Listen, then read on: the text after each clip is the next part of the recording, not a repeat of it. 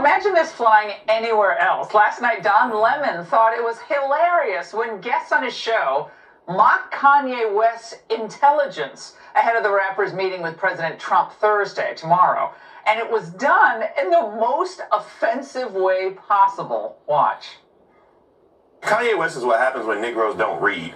And we have this now, and now Donald Trump is going to use it and pervert it, and he's going to have somebody who can stand with him and take pictures.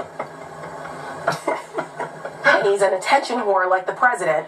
He's all of a sudden now the model spokesperson. He's the token Negro of the Trump administration.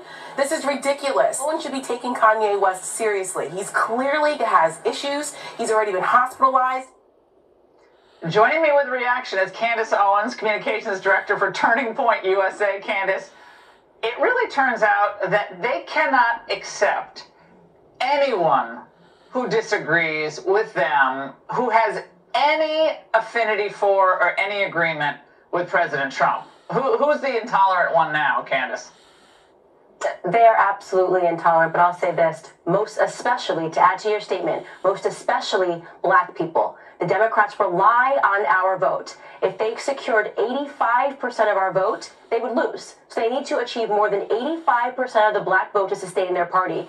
So they have gone through great lengths to smear Kanye West. And what they said last night was not only racist, it was absolutely despicable. And I cannot believe that it would be allowed on any network, least of all having a host that's laughing as if it's funny.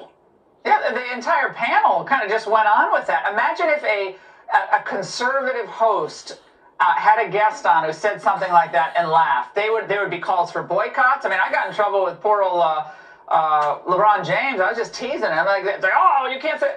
It's like you can't joke, but they can say the most horrific things possible, and you're shut down. What does this mean, though, for the Democrat Party? I think they're worried. Are they not, Candace? I mean, you've broken through in your own way in politics. You just kind of came on the scene with Turning Point USA. There are other people who are coming forward saying, the demonization of Donald Trump and the Republicans, God, the economy's doing really well. I mean, the market's down today, but, this kind of stuff happens.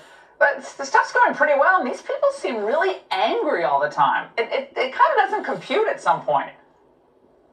Well, the anger is masking their insecurity. They are terrified. They were not predicting this. They had no idea that there was any chance that conservatives might come after the culture war. They won the culture war a long time ago. So for Kanye West to stand up and to say that I support Donald Trump, that terrifies them. So they're going to say whatever they can to smear him, to make sure that no other black people wake up and understand that it has been the left that has harmed our community. It has been Democrat policies that have rendered our communities in the shape that they are in today when we talk about Chicago and Philadelphia and all the major cities that they have run down. Black people are having a mass awakening, and Kanye West is a big part of the reason why.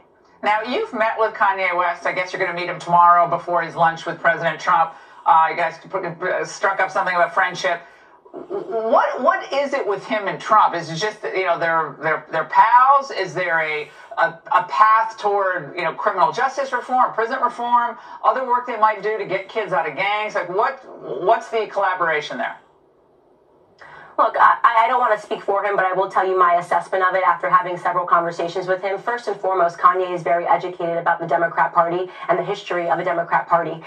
Beyond that, Kanye West really does believe in uniting both sides and going forward. We know the left, they want to make sure that everybody is separate. They want to keep the themes of racism alive. They like fear-mongering. Kanye West is not about any of those things. He really wants to see a world that is better than the world that we were in yesterday, and he sees a unique opportunity in Donald Trump because he sees that our president is courageous. He's willing to say the things that need to be said. And we haven't had that. Certainly not for the last 8 years when Barack Obama was in office. I think they're terrified of Kanye West. So it's like he's crazy. He belongs in an insane asylum. They don't want to actually argue about the thing, which is the failures of the Democrat Party. Candace.